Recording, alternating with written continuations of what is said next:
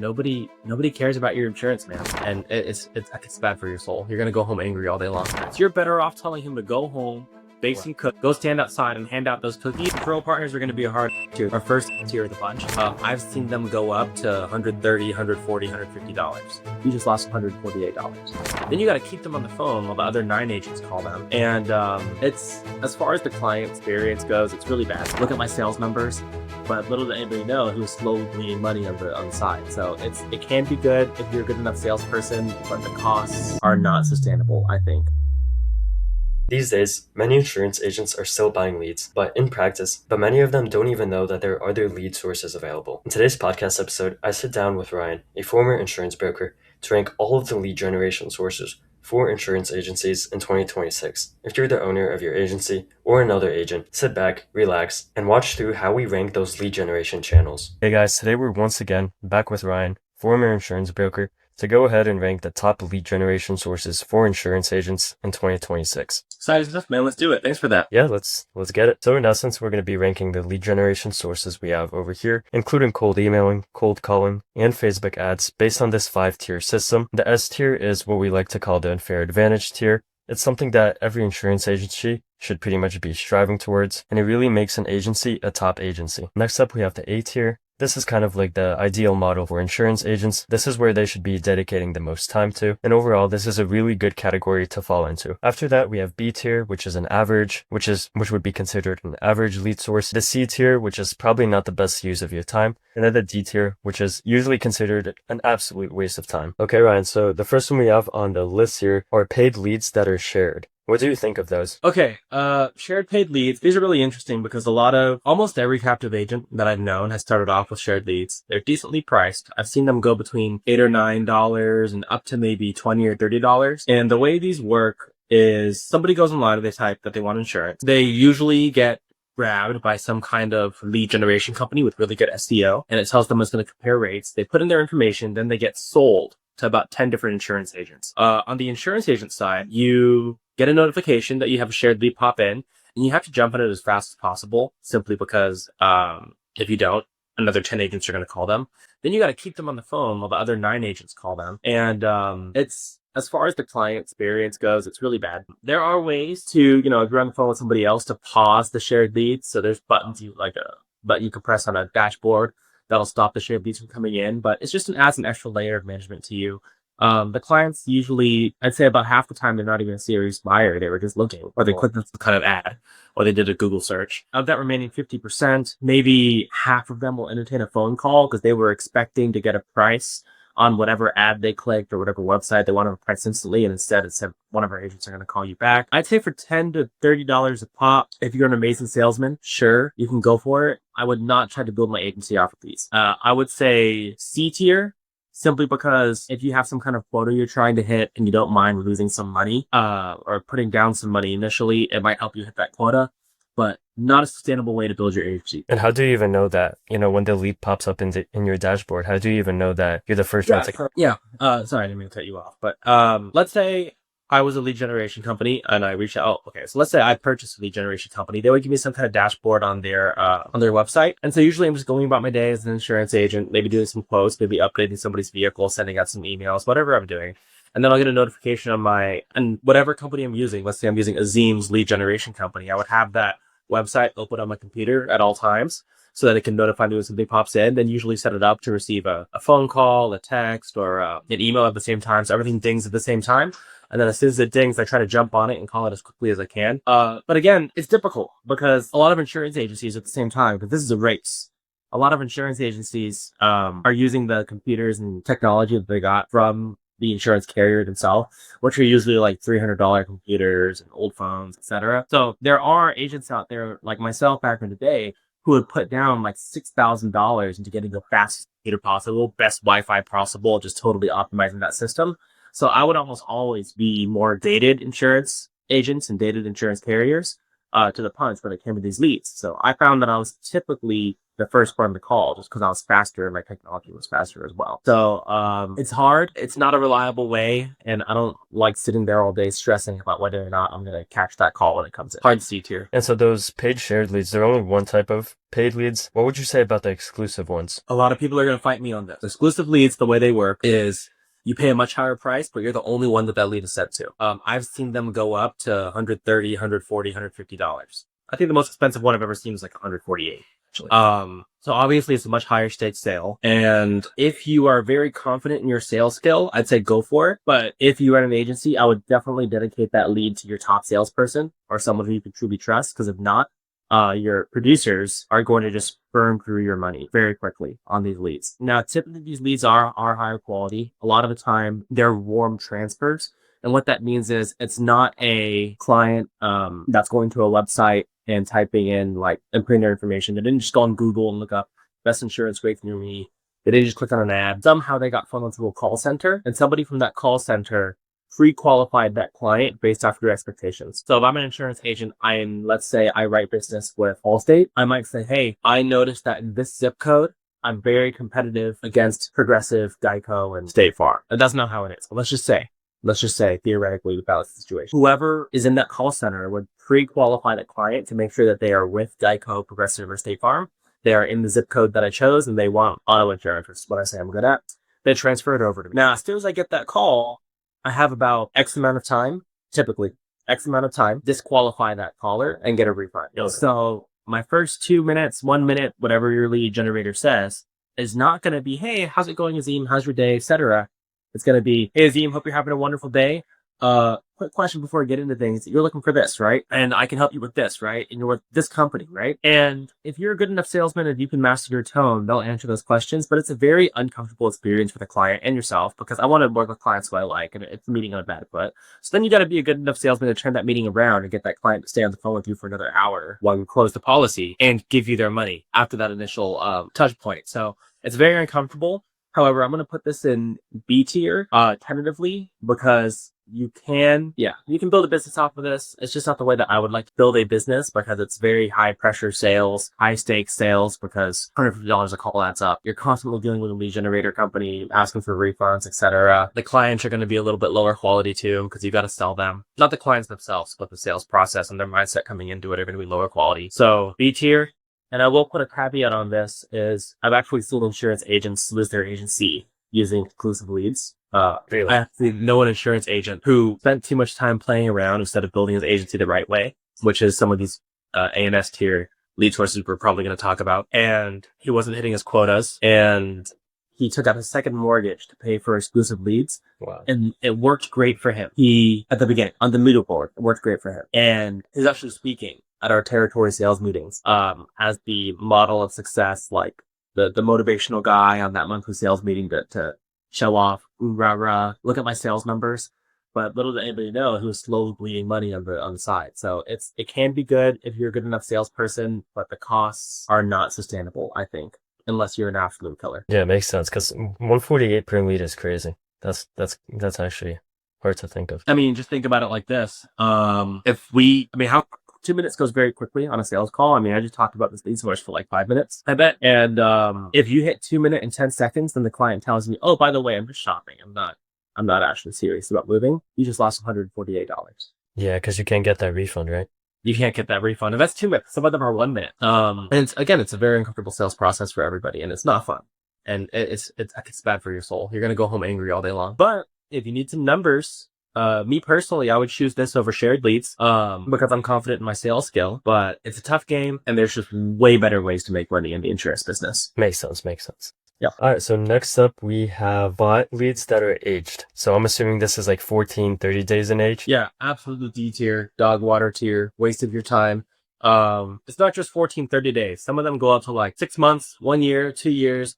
Think about how many hungry insurance agents there are out there. And when you're an insurance agency and you have a producer that's not producing, what you tell them to do is you tell them to call the aged leads that you've just been sitting on for a year. And these leads are the aged leads for a reason. These are people who don't even pick up the phone to tell you to not call them back. They don't even press that unsubscribe button. So I have seen producers use auto dialers for 3 days straight. Yeah, 3 days straight, calling thousands of aged leads and not a single one answer. He just sits there with his headphones on, playing old school RuneScape on his phone, listening to the sound, and it just never answers. So, absolute waste of time. Cheap, but a waste of time. And when you say cheap, what do you mean by cheap? Like how cheap? Oh, you can get aged leads for practically free. You pay $20 and get 5,000 of them. Wow. So you're not exactly going to waste money, but you're going to waste a lot of time. Yeah, and time is money in that case. You're better off telling whoever's calling those aged leads to stand outside and ask people who walk by if they want insurance. You're better off telling him to go home, bake some cookies, go stand outside and hand out those cookies and ask people to buy insurance than calling aged leads. Complete waste of time. All right, so all three of those were pretty much paid leads, but now we have SEO. So inbound SEO, something more organic, I would say. Where are we putting that? Okay, SEO sounds good on paper because it's a true inbound lead source. The other three, the age exclusive shared leads, they're kind of in the middle. But SEO is a true inbound lead source. It sounds good on paper. It can be very expensive paying a company for SEO. Truly SEO companies, some of the AI companies do it for less. Sounds good on paper, but here's the thing. I'm going to put that straight into D tier. I would say as an insurance agent, your website's more of a conversion. It's more of somebody got a quote from you, they talk to you a little bit, they want to check you out on the website, they see you got good reviews, great. And they're looking you up direct. But as far as ranking on search engines, you're not going to do much because the lead generation companies put so much money into that, you're not going to take their first spot. And by the way, most insurance agencies, the captive ones and the franchised ones, have to use company websites. So it still doesn't help. If you're going to get someone who's funneled to your website, it's most likely off of your franchisor or your insurance carrier's actual website. And then they have a button on it that says, find an insurance agent near me. And that's how that person's getting to your website.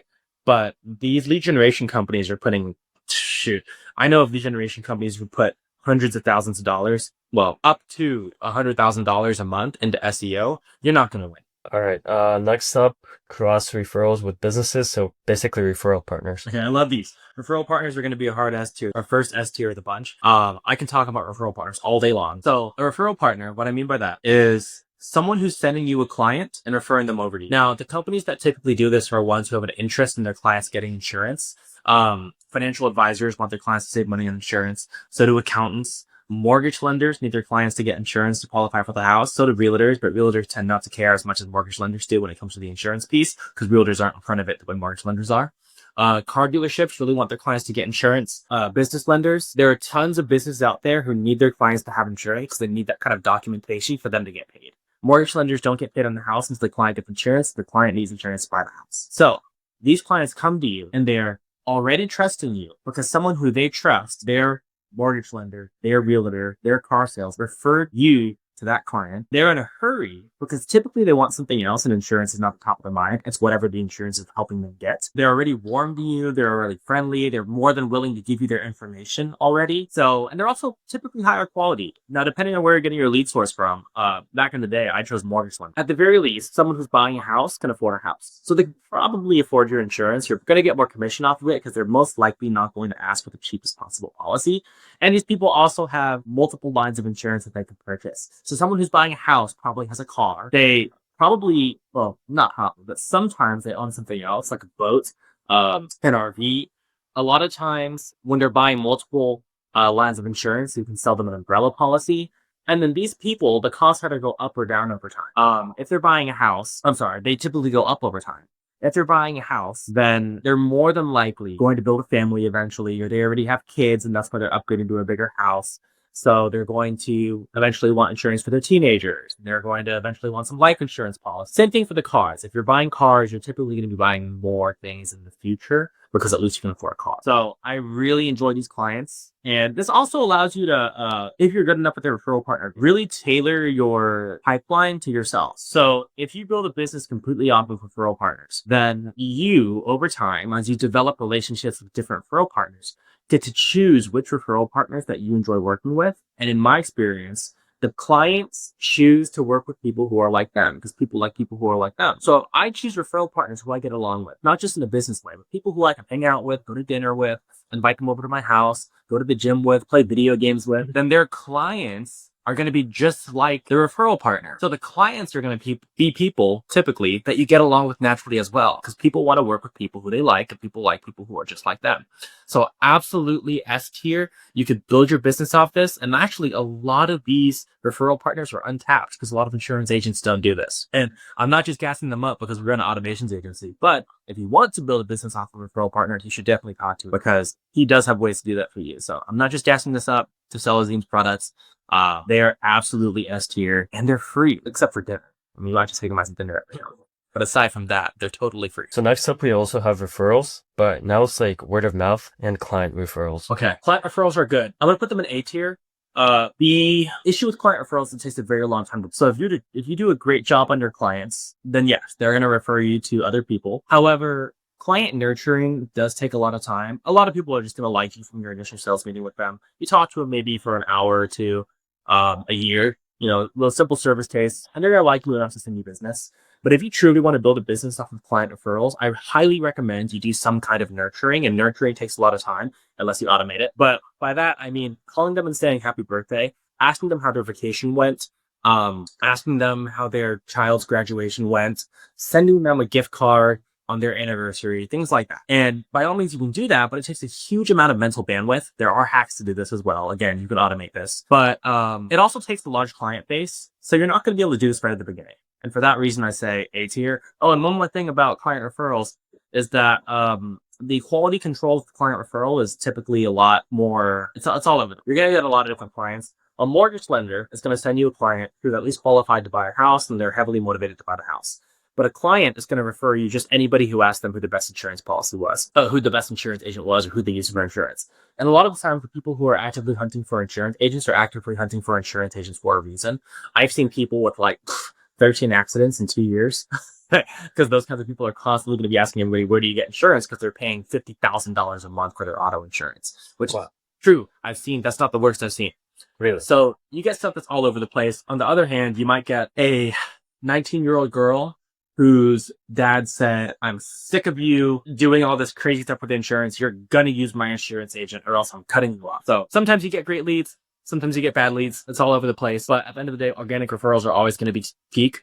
And they're not hard to get with a little bit of practice. And they're free. And you can't beat free. Okay. Next up, we have cold emailing. Now, this can be direct to client, so it's like direct to business, or it can be used for, once again, that referral partner generation. Yeah, once again, let's just look at the two sides of it and then find out where it stands. Okay, as far as B2C, I'm going to put this in, and I shouldn't be doing this, but I'm going to put this in C tier. Probably not the best use of your time. Oh, I'm going to put this in B tier. It's an okay use of your time if you automate. The issue is people don't like being solicited for insurance. People already don't like insurance agents as is. They see them as sleazy. So being solicited for insurance isn't fun, and unfortunately, people don't enjoy the topic of insurance. As you can tell, I do, the way I'm talking about it, but other people don't. So yes, cold email's cheap as well. You can hit a large amount of people for a small amount of money. So it's hard, but I'm going to say put it in B tier simply because if you do enough volume, you're going to get clients. But there's better ways to get clients, and these clients are also going to come to you cold. So it's going to be a little bit more effort on your end, and it's going to be a tougher client relationship at the very beginning, at the initial sale. If you're using them to get referral partners on the other, total unfair advantage. Especially if you automate it, you essentially spend 2 or 3 hours to set up some kind of automation to reach out to referral partners, and then you get tons of them on your desk. However, and I should have said this in referral partners as well, if you don't have a good product, then you're not able to use this as a lead source because no one's going to want to work with you if you're not. So as a captive agent, it's going to be really difficult. As a broker with a lot of options that's also good at his job, it'll be broken. So cold email, I'm still going to leave in B tier because I would say cold emailing referral partners is more the referral partner generation than the cold. So yeah, I'm going to leave cold email in. Sounds good. Okay. So next up is networking. And I think this is pretty similar to referral partner generation, but correct me if I'm wrong here. Yeah, it's very similar to referral partner generation. The only thing being you're not going to be able to hit as much volume at scale in the same amount of time. So I'm going to put this in, if you're super sociable and people want to work with you and you have good products, I'll drop this in A tier. It's a better use of your time than exclusive leads and cold email. But why would you ever go network when you can just sit behind your computer and reach out to referral partners at scale? Also, the people that you meet networking typically don't have enough. A lot of them are going to be people who are just starting out in their business, and people who are just starting out in their business might not have enough volume to justify the time it takes to wine and dine them to get them to send you business.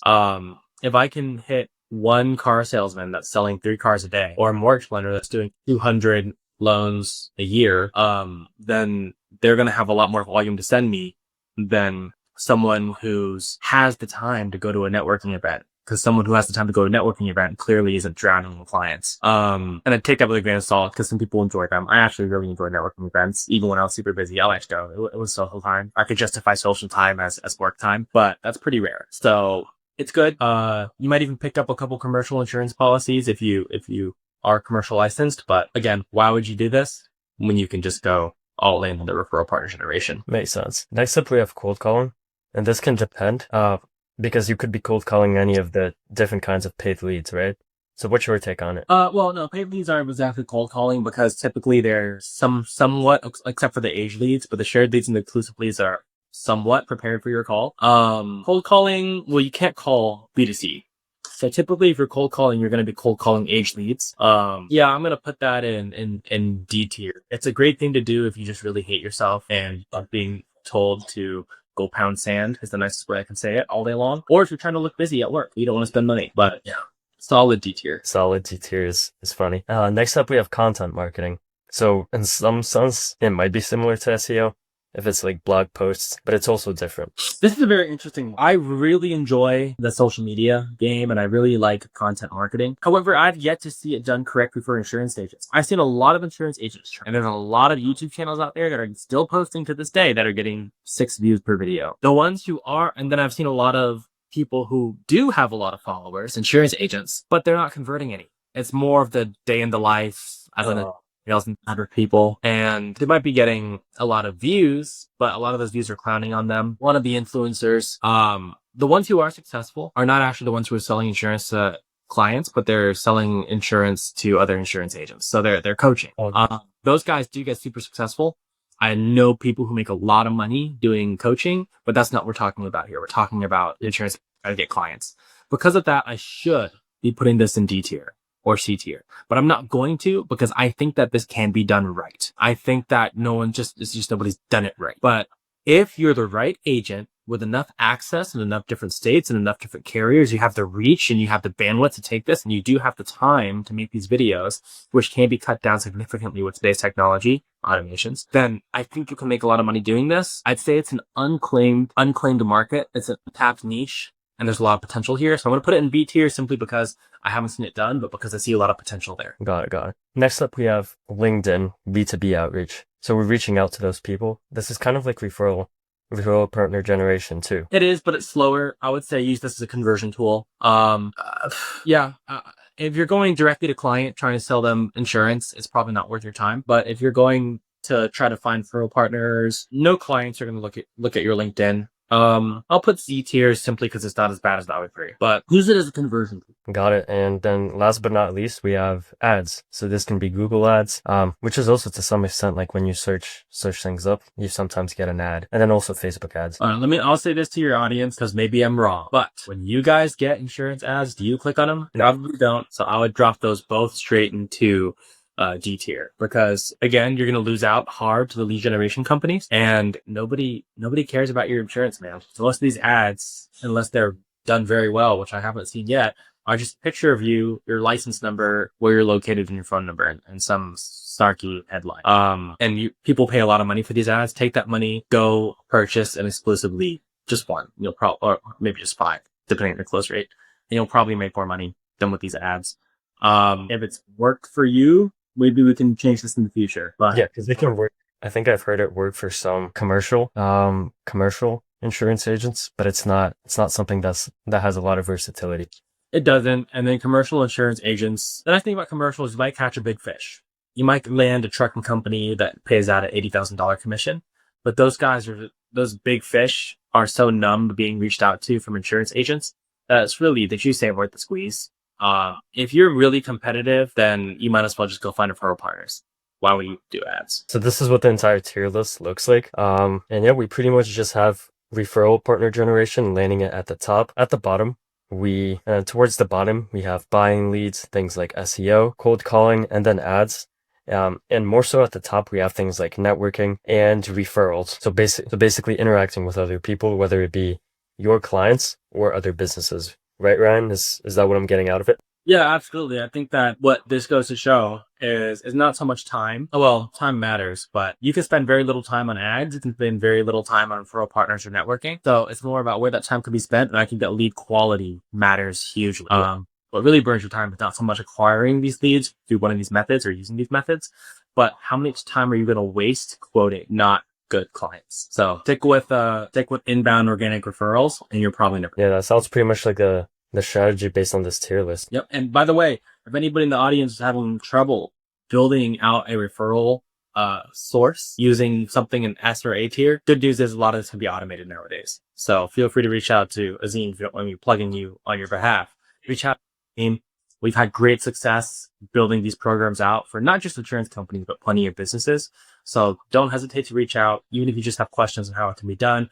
We're more than happy to just give you the information. And worst case scenario, you walk out knowing that you're already doing everything right. But hopefully you walk out with either a little bit more knowledge or a good relationship with us, and we can just go ahead and do it all for you. Ryan, I appreciate you for taking on the time today to come on here and give us some value and information. And cheers for 2026. I hope we can get on to discuss some more things. Absolutely. Looking forward to it. Happy 2026. You all have a wonderful day.